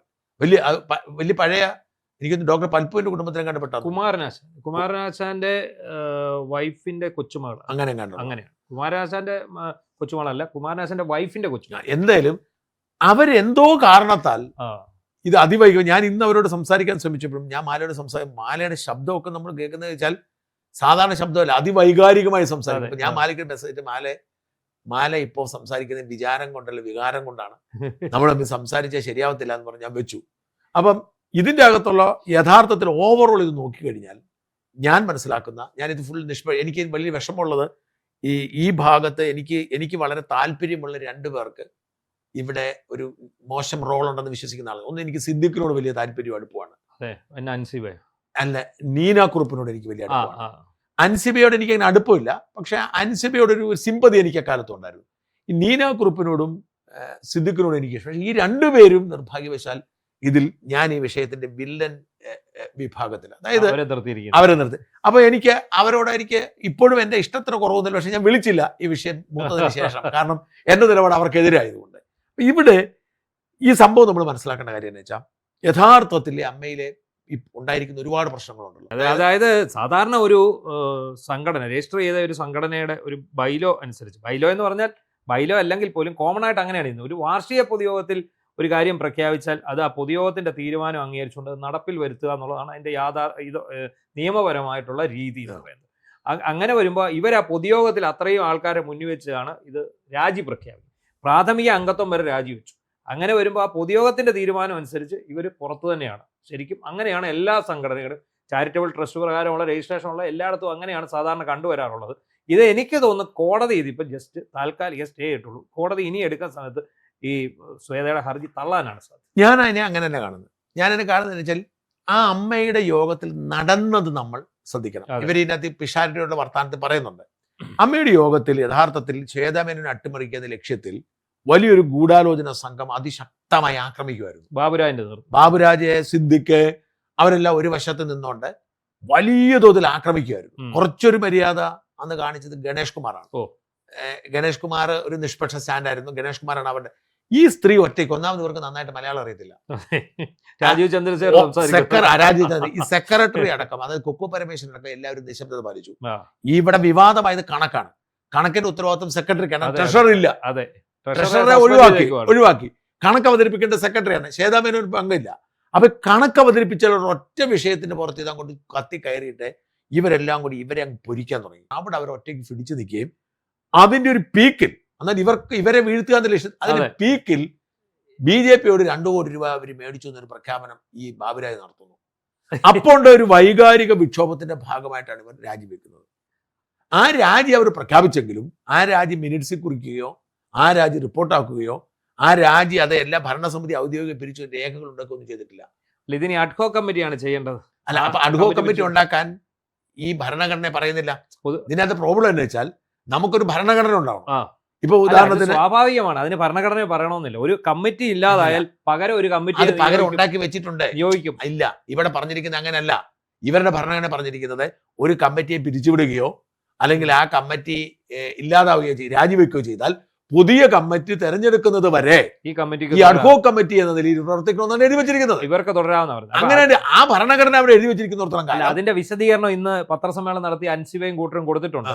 ഇവരെ രാജിവെച്ചിരിക്കുന്നത് സാമ്പത്തിക ക്രമക്കേടിന്റെ പേരിലാണ്. അങ്ങനെയുള്ള ഒരു കമ്മിറ്റി ഒരിക്കലും അഡ്ഹോക് കമ്മിറ്റിയായിട്ട് തുടരാൻ സാമ്പത്തിക ക്രമക്കേട് വെറും ആരോപണമാണ്. ഇവര് സാമ്പത്തിക ക്രമക്കേട് അല്ല, ഇന്ന് കാണിച്ചിട്ടില്ലേ ഒരു BJP നേതാവ് പത്മജ മേനോൻ ഞാൻ പറയുന്നു പറഞ്ഞിട്ട് അദാനി 15 കോടി. ഞാൻ ചോദിക്കുന്നത്, ഈ അദാനി 15 കോടി രൂപ കൊടുക്കാൻ ഏതോ ഒരു BJPയുടെ കൗൺസിലർ പത്മജ മേനോനാണോ കൈകാര്യം ചെയ്യുന്നത്? അല്ല, ഈ അത് ഇവര് വെച്ച് നോക്കുമ്പോൾ ശ്വേതാ മേനോൻ ഇന്റർനാഷണൽ ബന്ധമുള്ള ആളാണ് ഇവര്. അല്ല, ഞാൻ ചോദിക്കണത്, ഈ അദാനി അത്രയും മോശമാണോ? ഇവർക്ക് ഒരു 15 കോടി രൂപ കൊടുക്കാൻ വേണ്ടിട്ട് പത്മജ മേനോനെ അവരുടെ ചാരിറ്റി ഫണ്ടിലേക്ക് ആയിക്കോട്ടെ. അതിന് ഒന്നാമത്തെ ചോദ്യം, അതിന് അവർക്ക് അങ്ങനെ ഇനി ആണെന്ന് വെച്ചു, അദാനി തന്നെ BJP ആണോ? BJP അല്ലല്ലോ, ഇവർക്ക് CSR ഫണ്ട്. അല്ല, അതിലേക്ക് 15 കോടി കൊടുത്ത എന്നാ കുഴപ്പം? അദാനിയുടെ 15 കോടി കിട്ടിയ നേട്ടമല്ലേ? അദാനി BJP ആണ്, CPM ആണ്, കോൺഗ്രസും ആണ്. അപ്പൊ അദാനി 15 കോടി കൊടുത്താൽ അമ്മയ്ക്ക് അദാനി 15 കോടി കൊടുക്കുന്നു, എന്താ കുഴപ്പമില്ല? ഞങ്ങൾക്ക് കോർപ്പറേറ്റ് കമ്പനിയുടെ വേണ്ടെന്നാണ് ഇവർ പറയുന്നത്. ഞങ്ങൾ കോർപ്പറേറ്റ് ഭീമൻ, അതായത് ഇത്രയും ദിവസം അദാനിയുടെ മേടിച്ചെടുത്ത പിണറായി വിജയൻ ഇറങ്ങിയിട്ട് അദാനിയുടെ വേണ്ടത്. അപ്പൊ ഞാൻ ചോദിക്കണത്, ഈ അങ്ങനെ 15 കോടി കൊടുക്കുമ്പോൾ നിബന്ധനയായി നിങ്ങളെല്ലാം BJPക്കാരാവണമെന്ന് പറഞ്ഞാൽ ഓക്കെ. അതെ, ഇതിവിടെ പ്രശ്നം വെച്ചാൽ ഒരു വ്യക്തിയെ തീരുമാനിക്കേണ്ടത്. ഇതിനകത്ത് ശ്വേതാ മേനോൻ BJP ആവാൻ തീരുമാനിച്ചു, ആയിക്കോട്ടെ. പക്ഷെ അൻസിബ ഹസൻ BJP ആണെന്ന് തീരുമാനിക്കേണ്ട അൻസിബയല്ലേ? അല്ല, അൻസിബയുടെ കെയറോഫിലാണെന്ന് തോന്നുന്നു. ദല്ലാൽ നന്ദകുമാറിന്റെ കാശ് അവിടെ അൻസിബയുടെ കെയറോഫിലാണെന്ന് തോന്നുന്നു ഇങ്ങോട്ട് വന്നത്. അപ്പൊ ഇവിടെ അയാളുടെ പരസ്യം വെക്കണം, ഇവിടെ അയാളുടെ അമ്പലത്തിന്റെ പരസ്യം. അയാളുടെ പരസ്യം വെച്ചാൽ മാത്രം പോലെ, അയാൾ ഈ നടിമാരെല്ലാം അവിടെ പോയി അമ്പലത്തിൽ പോയി തൊഴുതിട്ട് അതിന്റെ ഇൻസ്റ്റയിൽ പേജ് ഇടണം. അപ്പൊ ഞാൻ ചോദിക്കണത്, അദാനി 15 കോടി കൊടുക്കാൻ പറഞ്ഞെന്ന് കരുതുക, എന്താ കുഴപ്പം? അദാനി 15 കോടി, BJPക്കാർ 15 കോടി കൊടുക്കാൻ പറഞ്ഞാൽ ശരിയാണ്. അല്ല, വേറെ ഒരു ആരോപണം കൂടെ ഉണ്ട്. പിന്നെ ജിഹാദി എന്ന് വിളിച്ചു അൻസിബെ, വർഗീയവാദി എന്ന് വിളിച്ചു. ഇത് കോടതി കിടക്കുന്ന ഒരു സാധനമാണ്. അതിന് തെളിവ് പോലീസ് അന്വേഷിച്ചതാണ്. അവര് പറയുന്ന ഇവരുടെ മുമ്പിലുള്ള ഏക തെളിവ് അത് ടിനി ടോമിനെ കുറിച്ചാണ്. ആകെപ്പാട് തെളിവ് എന്ന് പറഞ്ഞാൽ നീനാക്കുറുപ്പ് സാക്ഷ്യപ്പെടുന്നത് മാത്രമാണ്. അപ്പൊ നീനാക്കുറുപ്പിന്റെ താല്പര്യം ഞാൻ അന്വേഷിച്ചു. ഇതിന്റെ ഒരു പ്രോബ്ലം എന്ന് വെച്ചാൽ, നീനാക്കുറുപ്പിനെ സംബന്ധിച്ചിടത്തോളം അവർ വളരെ വിദ്യാഭ്യാസമുള്ള നല്ലൊരു നടിയാണ്. അവരുടെ പ്രശ്നം, ഈ ലക്ഷ്മി പ്രിയ ഇവരെ പച്ചയ്ക്ക് തെറി വിളിച്ചു. അതായത് ഇവരുടെ ഫെബ്രുവരിയിൽ ഇവരുടെ ഒരു കുടുംബമേള നടന്നു. അപ്പൊ അവിടെ ആകെപ്പാടെ ചില പ്രശ്നങ്ങളുണ്ടായി. അതായത് ഏറ്റവും പ്രധാനപ്പെട്ട കാര്യം എന്ന് വെച്ചാൽ, ഈ സ്റ്റേജിൽ ഇരിക്കാൻ എല്ലാവർക്കും ആഗ്രഹമുണ്ട്. അപ്പൊ മോഹൻലാലും മറ്റേ മന്ത്രിയും ഇങ്ങനെയൊക്കെ ഇരിക്കുവാണ്. അപ്പൊ അവർ ലിമിറ്റഡ് ഇട്ടിരിക്കുവാണ്. അപ്രതീക്ഷിതമായ ഒരു സംഭവം ഉണ്ടായി. പരിപാടി അങ്ങോട്ട് തുടങ്ങാൻ നേരത്തെ സുരേഷ് ഗോപി കയറി വന്നു. സുരേഷ് ഗോപി ആർക്കും അറിയത്തില്ലായിരുന്നു. അപ്പൊ സുരേഷ് ഗോപി കേന്ദ്രമന്ത്രി. അപ്പൊ എന്ത് ചെയ്തു, ഇവര് ഉണ്ണി ശിവപാലനോട് എഴുന്നേക്കാൻ പറഞ്ഞു. ഉണ്ണി ശിവപാലന് ബുദ്ധിമുട്ടായി. അപ്പൊ ഉണ്ണി ശിവപാലൻ വെളിയിലായി. ഉണ്ണി ശിവപാലൻ വിഷണ്ണനായി നിൽക്കുമ്പോഴാണ് അതിലെ നമ്മുടെ ഈ നീനാക്കുറുപ്പ് വരും. അപ്പൊ നീനാക്കുറുപ്പ് അവിടെ കൊണ്ട് ഭയങ്കര ബഹളം വെച്ചു. എന്തിനു ഇവനെ ഇറക്കി വിട്ടു?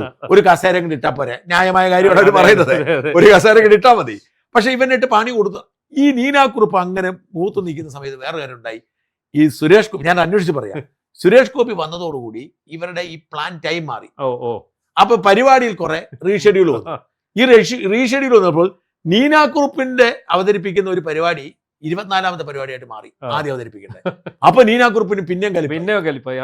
അപ്പൊ ഇതിന്റെ ഇടയിൽ ഈ ലക്ഷ്മി പ്രിയയുടെ പിള്ളേരെ അവതരിപ്പിക്കേണ്ട പിള്ളേരെ നീനാക്കുറുപ്പിന്റെ പരിപാടിയിലേക്ക് വന്നെന്നൊക്കെ പറഞ്ഞ ആശയക്കുഴപ്പം ബഹളം ഉണ്ടായി. ലക്ഷ്മി പ്രിയ നീനാക്കുറുപ്പിനെ ചീത്ത വിളിക്കും. അത് കഴിഞ്ഞിട്ട് ലക്ഷ്മി പ്രിയ ഇവർക്ക് മെസ്സേജ് അയക്കും. വാട്സാപ്പ് ഗ്രൂപ്പിൽ നീന പ്രിയ അധിക്ഷേപിച്ചുകൊണ്ട് മെസ്സേജ് ഇടും. അങ്ങനെ നീന പ്രിയ ഇത് നീനാക്കുറുപ്പ് ഇത് വ്യക്തിപരമായി എടുക്കുകയും ഇത് ഒരു വശത്ത് മൂക്കുകയും ചെയ്യുന്നു. ഇതിനിടയിലാണ് പണ്ടേ ഈ അലമ്പ് വേണ്ടെന്ന് വെച്ചാൽ അൻസിബ രാജിവെച്ച് പോയതായിരുന്നു. സത്യം പറഞ്ഞ അൻസിബ മര്യാദക്കാരി ഒരു പെണ്ണാണ്. ഈ അവിടെ ഒരു കംഫർട്ട് സോണിലല്ല. കാരണം അൻസിബയെ കുറിച്ച് പരിഹസിക്കുക, അൻസിബ മിടുക്കിയാണ്. മാത്രമല്ല, ഞാനിപ്പോ ഇന്നത്തെ പറയും, ഞാൻ അൻസിബയെ പിന്തുണച്ചോണ്ട് തന്നെ പറയുന്നത്. അൻസിബയാണ് ഈ എന്തോ അമ്മയ്ക്ക് ഒരു കൈ നീട്ടും, അങ്ങനെ ഈ വയ്യാത്ത എന്തോ പദ്ധതി ഈ മരുന്ന് കൊടുക്കുന്നതും അതാണ്. അപ്പൊ ഈ മരുന്നിലൊക്കെ തിരിമറി പുതിയ ആൾക്കാർ വന്നു. ഒരു ഡോക്ടറുണ്ട് അവിടെ, ഡോക്ടർ റോണി. ഇയാൾ എന്ത് ചെയ്തു, ഇതിൻ്റെ അകത്തൊരു അഴിമതിക്ക് ഒരു ശ്രമം നടത്തി. അതായത് ഇങ്ങേര് പറഞ്ഞു, നമുക്കിതെല്ലാം കൂടെ ഒരിടത്തുനിന്ന് ഓർഡർ ചെയ്യാം. ഈ മരുന്നെല്ലാം കൂടെ ഒരുമിച്ച് ഓർഡർ ചെയ്യുമ്പോൾ കമ്മീഷൻ കിട്ടും. അപ്പം ഇയാൾ ഈ കാര്യം ചെന്ന് ഇയാളോട് പറഞ്ഞു, ആരോടെ, ഉണ്ണി ശിവപാലൻ നിങ്ങളുടെ കാര്യം ഇമെയിൽ അയക്കാൻ പറയൂ. അപ്പൊ എന്നെ കൊടുക്കാൻ വേണ്ടിയിട്ടാണോ ചോദിച്ചത്. അങ്ങനെയൊക്കെ ചെറിയ ചെറിയ പ്രശ്നങ്ങൾ രൂപപ്പെട്ടു വരുന്നു. അപ്പൊ ഉണ്ണി ശിവപാലൻ വളരെ മാന്യനായ മനുഷ്യനാണ്. അയാളൊരു അലമ്പനല്ല, അഴിമതിക്കാരനല്ല. പക്ഷെ ഇയാള് ഈ ഉണ്ണി ശിവപാലൻ വളരെ കുറച്ച് സിനിമയിൽ അഭിനയിച്ചിട്ടുള്ളൂ. ലണ്ടനിലാണ് കുടുംബം താമസിക്കുന്നത്. അപ്പൊ ഇയാൾക്ക് അമ്മയോടുള്ള ഇഷ്ടം കൊണ്ടുകൊണ്ട് വന്നതാണ്. അപ്പൊ ഇങ്ങനെ കുറെ പ്രശ്നങ്ങൾ ഒരുമിച്ച് വന്നിട്ട് ഇതെല്ലാം അങ്ങ് കൈവിട്ടുപോയി. ഈ കൈവിട്ടു പോയിട്ട് അപ്പാണ് ഇവരെല്ലാം കൂടെ കൂടി അൻസിബയെ പിടിക്കുന്നത്. ഇവനെതിരെ കേസോട്ട് വരുന്നത്. അവനാവട്ടെ ഒരു വെടുവായനാണ്, ഈ ടിനിറ്റോ. അവൻ പറഞ്ഞിട്ടുണ്ടാവും നിന്റെ കുടുംബം തറവാടെന്നൊക്കെ പറഞ്ഞിട്ടുണ്ടാവും. പക്ഷെ ഇതൊന്നും ഇവന്റെ പ്രശ്നം വെച്ചാൽ ഇവൻ ഈ പരിപാടി നടത്തുമ്പോൾ ഇവൻ ആവേശത്തോടു കൂടി നടത്തുക എന്നുള്ള വാശി നടക്കുമ്പോൾ ഉണ്ടാകുന്നതാണ്. ഇതെല്ലാം കൂടെ കൂട്ടി കുഴച്ച് ബഹളം വെച്ച് ഇതിൽ ഈ ശ്വേതാ മേനോന്റെ പ്രശ്നം എന്താ വെച്ചാൽ ശ്വേതാ മേനോനെയും എല്ലാവരും കെട്ടിപ്പിടിക്കും. കാരണം അവർ ബോംബെ ജനിച്ച് വളർന്നതാണ്. അപ്പൊ ഇത് പലർക്കും ഈ ഇഷ്ടപ്പെടത്തില്ല. പിന്നെ ശ്വേതാ മേനോൻ ഇംഗ്ലീഷ്, ഈ പല നടിമാർക്ക് ഇംഗ്ലീഷ് മലയാളം അറിയാത്ത ഈ വിഷയത്തിന്റെ ഇത് കംപ്ലീറ്റ്ലി രണ്ടു ഭാഗത്തുമുള്ളവരോട് സംസാരിക്കുന്നവർ പറയുന്നത്. അപ്പൊ ഇതിന്റെ എല്ലാം ചുക്കാൻ പിടി. അതിന്റെ അകത്തെ ഈ ജോയി മാത്യു ഒക്കെ ഓടി രക്ഷപ്പെടുമായിരുന്നു. ജോയി മാത്യു കഴിഞ്ഞ ദിവസം എന്തോ കമന്റും ഒക്കെ ഇട്ടിട്ടുണ്ട്. ജോയി മാത്യു ഒക്കെ ഓടി, കാരണം വെച്ചാൽ ഈ തറ ടീമുകളുടെ ഇടയിൽ പോയി ജോയി മാത്യു പെട്ടുപോയി. മമ്മൂട്ടി മോഹൻലാലും മാറി നിൽക്കുക, അവരെല്ലാം ഓടി രക്ഷപ്പെട്ടു. അപ്പൊ എന്നിട്ട് ഈ എന്നെ സംഭവിച്ചിരിക്കുന്നത് വെച്ചാൽ ബാബുരാജിന്റെ പ്രശ്നം ആണ് മെയിൻ വിഷയം. അവരാണ് ഈ വിഷയം ഉണ്ടാക്കുന്നത്. ബാബുരാജിന്, അതായത് ബാബുരാജ് സെക്രട്ടറി ആയിരുന്നു, സിദ്ദിഖ് ജനറൽ സെക്രട്ടറി ആയിരുന്നു. അപ്പൊ ബാബുരാജ് അപ്പൊ തന്നെ കക്കാൻ തുടങ്ങിയിരുന്നു. അത് കഴിഞ്ഞിട്ട് അത് ആ ഹേമ കമ്മിറ്റി റിപ്പോർട്ടിന് പുറത്ത് ഈ അഡ്കോ കമ്മിറ്റി ആയല്ലോ. അപ്പൊ ആ അഡ്കോ കമ്മിറ്റി എന്ന് പറയുന്നത് താൽക്കാലിക അഡ്കോ കമ്മിറ്റി മോഹൻലാലിന്റെ നേതൃത്വത്തിൽ തുടരുന്നു. അന്ന് സെക്രട്ടറിയുടെ ചുമതല ഇയാൾ രാജിവെച്ചു പോയി, നമ്മുടെ സിദ്ദിഖ്. അന്ന് സെക്രട്ടറി ചുമതല വഹിച്ചിരുന്നത് ബാബുരാജ് അന്ന് ഒരുപാട് അഴിമതി നടത്തി എന്നാണ് ആരോപണമുള്ളത്. അതായത് ഈ ജനറേറ്റർ, അതായത് പഴയ ജനറേറ്റർ ഉൾപ്പെടെ അടിച്ചോണ്ട് പോയി. അത് ഇടുക്കിയിലെങ്ങാണ്ട് പുള്ളിയുടെ ഒരു റിസോർട്ടിൽ നിന്ന് വേറെ ആരും നടൻ പോയപ്പോ കണ്ടുപിടിച്ച്. അപ്പൊ ഇങ്ങനെയുള്ള ഒരുപാട് വിഷയങ്ങൾ ഇതിനോട് അനുബന്ധിച്ച് വരികയും ഇത് ഇയാൾ എന്നിട്ട് എന്ത് ചെയ്തെന്ന് വെച്ചാൽ അടുത്ത ജനറൽ സെക്രട്ടറി ആകാനായിട്ട് അമ്മയുടെ പെൺമക്കളും ഗ്രൂപ്പൊക്കെ ഉണ്ടാക്കി കുറെ പെണ്ണുങ്ങളെ വലിയ നീക്കം നടത്തി. പക്ഷേ അപ്പോൾ ഉണ്ടായ തരംഗത്തിന്റെ ഭാഗമായിട്ട് അവരെല്ലാം ഔട്ടാകുന്ന, അല്ല മത്സരിക്കാൻ പറ്റാത്ത സാഹചര്യം ഉണ്ടായി. അങ്ങനെയാണ് ദേവനൊക്കെ വരുന്നതും ആ ടീം തോറ്റു പോകുന്നതും ശ്വേതാ മേനോൻ സംഘം ജയിക്കുന്നു. അപ്പൊ ഈ ശ്വേത എന്ത് ചെയ്തു, ശ്വേത ഇച്ചിരി ഉഴപ്പുണ്ടായിരുന്നു. ഈ കമ്മിറ്റിയുടെ പ്രസിഡന്റ് പുള്ളി വല്ലപ്പോഴേ വരത്തുള്ളൂ, അവർക്ക് അവിടെ നടക്കുന്ന പല കാര്യങ്ങളൊക്കെ ധാരണയില്ല. പക്ഷെ ഇവർ കുറെ അഴിമതിയൊക്കെ തപ്പിപ്പിടിക്കാൻ തുടങ്ങി. ഈ അഴിമതിയൊക്കെ തപ്പിപ്പിടിക്കാൻ തുടങ്ങിയപ്പോ എങ്ങനെയും ചാടിക്കണം എന്ന വാശി ബാബുരാജ്. അങ്ങനെ ബാബുരാജ് ഒരു കെണിയിൽ, അവിടെയാണ് സിദ്ദിഖ് വലിയ റോള് വഹിച്ചു. ഇതിന് നീക്കങ്ങൾക്ക് മുഴുവൻ പിന്തുണ സിദ്ദിഖായിരുന്നു. ബാബുരാജ് ഒരുക്കിയ ആ കെണിയിൽ എല്ലാവരോടും കൂടി ശ്വേതയെ വലിയ കുഴപ്പക്കാരി ആക്രമിച്ച് ശ്വേത ഇട്ടിട്ടും പോയി. പക്ഷെ അത് കഴിഞ്ഞ് ശ്വേത പിന്നെ ചിന്തിക്കുമ്പം ഇപ്പൊ ശ്വേത പൈസ അടിച്ചു മാറ്റിയെന്ന് തോന്നലുണ്ടാവുന്നു. ശ്വേത ബി ജെ പിക്ക് വിൽക്കാൻ പോകുന്നത്. ഞാൻ ശ്വേതയോട് അതിന് ശേഷം സംസാരിച്ച് ശ്വേതയോട് പറഞ്ഞിട്ടുണ്ട്, ഞാൻ എന്റെ സ്വപ്നത്തെ പോലും ചിന്തിക്കാതെ ഇനിയിപ്പോ ഞാൻ എന്തായാലും ബി ജെ പിക്കാരെന്ന് ബന്ധപ്പെടാൻ പോവാ, ഒരു മന്ത്രിയൊക്കെ ആകാൻ പറ്റുമോ നോക്കാൻ പോവാന്ന് പറഞ്ഞു. അപ്പൊ ഇത്തരത്തിൽ ഈ ശ്വേതയെ അറ്റാക്ക് ചെയ്യുന്ന സാഹചര്യം ഉണ്ടായപ്പോഴാണ് ശ്വേതയ്ക്ക് ആരോ ബുദ്ധി പറഞ്ഞു കൊടുത്തു. ഈ ശ്വേതയുടെ ഹസ്ബൻഡ് വലിയ ബുദ്ധിമാൻ, അറിയാം, അയാൾക്ക് വലിയ പിടിപാടുള്ള ആളാണ്. അപ്പൊ ഇയാളുടെ സഹായം ഉണ്ടാവാം. ഇവരാരും പറഞ്ഞില്ല. ഇവർ കൊണ്ടുപോയി മുനിസിപ്പൽ കോടതി കേസ് കൊടുത്തത് ലോകത്താരും അറിഞ്ഞില്ലല്ലോ. ഇല്ല. എന്നിട്ടാണ് അവർ ഇന്നലെ രംഗത്തിറങ്ങിയത്. അതിനുശേഷം കോടതിയുടെ വിധി കിട്ടുമെന്ന് ഉറപ്പായപ്പോഴാണ് അവര് തലേദിവസം പോസ്റ്റ് ഇട്ടത് ഞാൻ രാജിവെച്ചിട്ടില്ലെന്ന്. ആ പോസ്റ്റ് ഇട്ട് എന്നെ പിറ്റേ ദിവസം, അത് രാത്രിയിലെ പാതിരാത്രി എടുത്ത് പിറ്റേ ദിവസം നമ്മൾ കാണുന്നത് എന്താണ്, കോടതി സ്റ്റേ കൊടുക്കുന്നു. അതോടെ പെട്ടുപോയത് ആരാന്നറിയോ, പിഷാരടി. അതാ പിഷാരടിയുടെ കാര്യം പറഞ്ഞ് ഞങ്ങൾ കയ്യും കാലും പിടിച്ചുകൊണ്ടുവന്ന പിഷാരടിക്ക് പിഷാരടി വലിയ ഇമേജ് ബിൽഡറാണ്. അദ്ദേഹം ഒരിക്കലും അങ്ങനെയുള്ള പരിപാടിക്കൊന്നും നിൽക്കുകയില്ല. അങ്ങനെയാണ് പിഷാരടി. ഇപ്പൊ പുള്ളി രണ്ട് കൈ നീട്ടി ഇത് സ്വീകരിച്ച് പുള്ളി സ്ഥലം വിട്ടു. പുള്ളി ഇതിനകത്തുനിന്ന് പിഷാരടിക്ക് പെട്ടുപോയില്ലേ, സംഭാഷണം കൊണ്ട് റെക്കോർഡായി. മഹാഭാഗ്യം, ആരുടെയും കുറ്റം പറഞ്ഞില്ല. ഇല്ല, അന്ന് ആലോചിച്ചേക്ക. അറിയാതെ ഒരു മാന്യനാണെന്നാണ് എനിക്ക്. അല്ല, ആണ് മാന്യനാണ്. പക്ഷെ എന്നാലും ഞാൻ പറഞ്ഞ ഇവരെ തണുപ്പിക്കാൻ വേണ്ടി 5-6 പേരുടെ കുറ്റം പറഞ്ഞായിരുന്നു ഇപ്പൊ തലമുഖ്യം നടക്കാൻ പറ്റും. അയാളെ മഹാഭാഗ്യമായതുകൊണ്ട്. അത് മാത്രമല്ല, ഇന്നത്തെ കാലത്ത് ഈ സാധാരണ കോളിൽ ഇങ്ങനൊന്നും പറയാനേ പാടില്ല. വാട്സപ്പ് കോൾ വരെ റെക്കോർഡ് ചെയ്ത PV Anvar WhatsApp call record ചെയ്ത ഒരു SP-യുടെ തൊപ്പി തെറിപ്പിച്ചു. അപ്പൊ ഇതിന്റെ അകത്ത് ഒരു കാര്യത്തിൽ വളരെ വ്യക്തമായി മനസ്സിലായി, ബാബുരാജിന്റെ കമ്മിറ്റി അഴിമതി നടത്തിയെന്ന് ഈ പിഷാരടി പോലും സമ്മതിക്കുന്നുണ്ട് ഇവരെണ്ണി പറയുമ്പോൾ. അപ്പം ഈ ശ്വേതാ മേനോൻ ചെയ്തതെന്തെന്ന് വെച്ചാൽ ഈ വിഷയത്തിൽ അവിടെ സംഭവിച്ച കാര്യങ്ങളെ കുറിച്ച് കൃത്യമായൊരു ധാരണ പിഷാരടി കൊടുക്കും. പിഷാരടി അതിനെ എൻഡോസ് ചെയ്യുകയും അത് റെക്കോർഡ് ചെയ്ത് പുറത്തുവിടുകയും ചെയ്തു. ആര് പുറത്തോട്ടെന്ന് അറിയില്ല.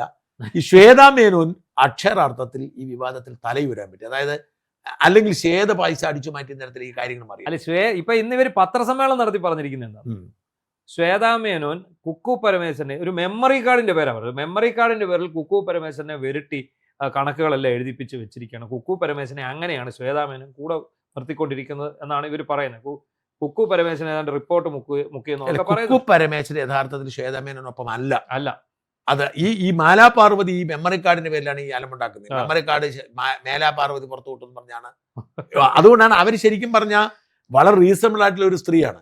അവര് അവരുടെ ഭാഗം ന്യായീകരിക്കാനാണ് അവർ മാത്രം അവരുടെ ഭാഗം ന്യായീകരിക്കാൻ അതിനുവേണ്ടി അത് ചേതയുടെ തലേ. പിന്നെ മറ്റേ അവനില്ലേ ഹൈദരാലി, അവൻ ഹൈദർ അലി എന്ന് പറഞ്ഞ ഒരു യൂട്യൂബർ, അവൻ ഈ വായി തോന്നൊക്കെ വിളിച്ചു പറയും ഇതിന്റെ വിദ്വേഷം ഈ മാലാപാർവതിക്കുണ്ട്. മാലയെ കുറിച്ചൊക്കെ വൃത്തികേടുകൾ പലത് ഇവൻ പറഞ്ഞിട്ട്. അപ്പൊ അതുകൊണ്ട് മാലയ്ക്ക് ഭയങ്കര കലിപ്പാണ്. എനിക്ക് വക്കീൽ നോട്ടീസ് കഴിച്ചിട്ടുണ്ട് അവനെതിരെ, ഈ മാലാപാർവതി. അപ്പം ഇതെല്ലാം ഓരോരുത്തരും ഇതിന്റെ അകത്ത് അവനവന്റെ റോൾ എടുക്കുകയും എല്ലാരും പലയിടത്തും പെട്ട് കുടുങ്ങി. ചിലർ ഇതിന് മുതൽ പിന്നെ ഞാൻ ഇപ്പം ശ്വേതാ മേനോനാണ് അമ്മയെ കോടതി കയറ്റുന്ന പറഞ്ഞ് വെറുതെയാണ്. അതെ, അമ്മയെ കോടതി കയറ്റുന്ന അൻസിബയാണ്. അൻസിബ എത്ര കേസാണ് കൊടുത്തിരിക്കുന്നത്? അൻസിബ പറഞ്ഞത് എന്താ രമേശ് ചെന്നിത്തല പറഞ്ഞിട്ട് പോലും ഇവര് കേസെടുത്തു. അതിന് കേസിന് തെളിവില്ലെന്നേ, ഹിയർസേ, നിയമത്തിൽ നിലനിൽക്കത്തില്ല. അവര് പറഞ്ഞു ഇവര് പറഞ്ഞു നിലനിൽക്കത്തില്ല. അല്ലെ പിണറായി വിജയൻ ഭരിക്കണമായിരുന്നു. അല്ലെ പിണറായി വിജയൻ ഭരിക്കണമായിരുന്നു. അപ്പൊ അങ്ങനെ ആവശ്യമില്ല, അത് കേസെടുക്കാൻ പറ്റത്തില്ല. ലക്ഷ്മി പ്രിയയുടെ അഭിമുഖവുമായി ബന്ധപ്പെട്ട് കേസെടുക്കാൻ സാധ്യതയുണ്ട്. പക്ഷേ അതിൻ്റെ അകത്തും ശ്വേതാമേനെ പ്രതിയാക്കാൻ പറ്റത്തില്ല. അപ്പൊ തന്നെ കുരുട്ടുബുദ്ധിയുണ്ട്. അതായത് ആ കേസിൽ ലക്ഷ്മി പ്രിയയുടെ അഭിമുഖത്തിലും ശ്വേതാമേനെ പ്രതിയാക്കാൻ ശ്രമിക്കുന്നതിന്റെ അർത്ഥം ഇതിന് പിന്നിൽ ഗൂഢാലോചന ഉണ്ടെന്നാണ്. അപ്പൊ ഈ കേസ് ഒരിക്കലും ഈ പറയുന്ന അൻസിബയുടെ ഹൈക്കോടതി പറഞ്ഞിട്ട് കേസ് എടുത്തു വെച്ചു, ആ കേസിന് ശിക്ഷിക്കുവോ? ജനത്തിന് വലിയ താല്പര്യമില്ലെന്ന്. ഇത് ജനം ബോറടിച്ചു. ഒരു താല്പര്യമില്ല ഇതിനകത്ത്. എന്തായാലും മഹാവൃത്തികേടാണ് സംഭവിച്ചുകൊണ്ടിരിക്കുന്നത്. അമ്മ എന്ന് പറയുന്ന സംഘടനയുടെ നാണക്കേടിന്റെ അവസ്ഥ. എനിക്ക് തോന്നുന്നു ഒരു സമാന്തര നീക്കം നടക്കുന്നുണ്ട്. അമ്മയ്ക്ക് ബദലൊരു സംഘടന ഉണ്ടാക്കാൻ നമ്മൾ ധ്യാൻ ശ്രീനിവാസൻ ഒരു നീക്കം നടത്തുന്നു. യുവാക്കളെല്ലാം കൂടെ വരട്ടെ, ധ്യാനം. ഇവരുടെ കാര്യം ഓക്കെ ആകും. ആകെപ്പാടെ ഉള്ളത് ഈ റിട്ടയർ ചെയ്ത കുറെ നടിമാരുണ്ട്. പടമില്ലെന്ന് ഇവർക്ക് ആർക്കും. നടിമാരുണ്ട്, പ്രായം ഇപ്പൊ കാലടി ഓമനയെ പോലുള്ളവരൊക്കെ ഉണ്ടല്ലോ, അവർക്കൊക്കെ അവരെന്നോട് ഓമന ചേച്ചി പറഞ്ഞൊരു കാര്യമുണ്ട്. ഓമന ചേച്ചി എന്നോട് പറഞ്ഞു, ഒന്ന് കിട്ടുന്നൊരു വരുമാനം നമ്മുടെ ഒരു ധൈര്യമാണ്. രണ്ട് വല്ലപ്പോഴും വർഷത്തിലൊരിക്കൽ ഇവരെയൊക്കെ കാണാൻ പറ്റുന്നു, ഒരു ടൂർ പോലെ. അങ്ങനെ ആഗ്രഹിക്കുന്ന ഒരുപാട് പേരുണ്ട്. അവർക്ക് വലിയ ബുദ്ധിമുട്ടുണ്ട്. എന്തായാലും അമ്മ നാണക്കേടിന്റെ പടുകുഴിയിൽ വേണ്ടിയിരിക്കുന്നു. പക്ഷെ ഞാൻ ഈ കാര്യത്തിൽ മാനം രക്ഷിച്ചെടുത്തത് ശ്വേതാ മേനോനാണ് വിശ്വസിക്കുന്നത്. നമുക്ക് കാണാം, ജനത്തിന് ഈ അമ്മയോടും സിനിമയോടും വെറുപ്പുണ്ടാകുന്ന കാലമാണ് വരുന്നത്. ഇവർ മര്യാദയ്ക്കിരുന്ന ഇവർക്ക് കൊള്ളാം. നന്ദി.